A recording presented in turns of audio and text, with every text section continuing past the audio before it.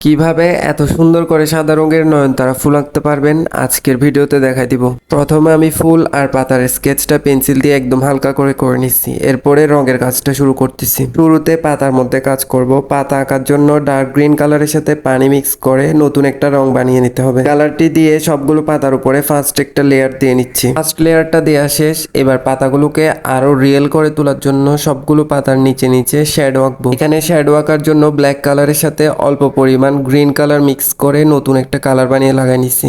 এবার পাতাগুলোর উপরে আরো দুইটা লেয়ার দিব। প্রথমে গ্রিন কালারের সাথে অল্প পরিমাণ ইয়েলো কালার মিক্স করে আরেকটা লেয়ার দিয়ে নিচ্ছি। লেয়ারটি একদম ভালোভাবে শুকিয়ে যাওয়ার পরেই কিন্তু পরবর্তী লেয়ারটি দিতে হবে। এবার ইয়েলো কালারের সাথে খুব অল্প গ্রিন কালার মিক্স করে আরো একটা নতুন কালার বানিয়ে সবগুলো পাতার উপরে একইভাবে লাগাই নিচ্ছি। এটা শুকানোর জন্য কিছুক্ষণ সময় দিতে হবে। এটা ভালোভাবে শুকাতে শুকাতে ফুলের চারপাশে ব্যাকগ্রাউন্ডের মধ্যে ব্ল্যাক কালারটা লাগাই নিচ্ছি।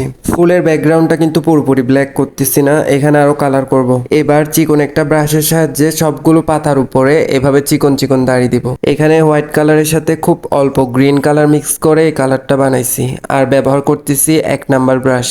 আগের ভিডিওতে অনেকেই বলছেন কোথায় কোন ব্রাশ ব্যবহার করি, এটা বলে দেওয়ার জন্য। আসলে আমি নির্দিষ্ট কোনো ব্রাশ ব্যবহার করে আঁকি না, যখন যে ব্রাশটা দিয়ে করতে সুবিধা হয় ওটা দিয়ে আঁকি। আর এই কাজটা এই ব্রাশটা দিয়েই করতে হবে এরকম কোনো ধরাবাঁধা নিয়ম নেই। প্র্যাকটিস করতে করতে ব্রাশের ব্যবহারটা অটোমেটিক হাতে চলে আসে। ব্রাশ সম্পর্কে বলতে বলতে ব্যাকগ্রাউন্ড আঁকা হয়ে গেল। এখানে আমি ব্যবহার করছি ইয়েলো কালার, গ্রিন কালার আর হচ্ছে ব্ল্যাক কালার। এবার নয়নতারা ফুলটার মধ্যে কাজ করব। ফুলটা যেহেতু সাদা রঙের তাই ফুলের সবগুলো পাপড়ির উপরে প্রথমে হোয়াইট কালারটা লাগাই নিচ্ছি। পাপড়িগুলো আঁকার জন্য এখানে শুধুমাত্র ব্ল্যাক কালার আর হচ্ছে হোয়াইট কালারটাই ব্যবহার করছি। ফুলের 5টা পাপড়ির মধ্যে হোয়াইট কালারটা লাগানো শেষ। এটা শুকিয়ে যাওয়ার পরে সবগুলো পাপড়ির নিচে নিচে শ্যাডো অ্যাড করব।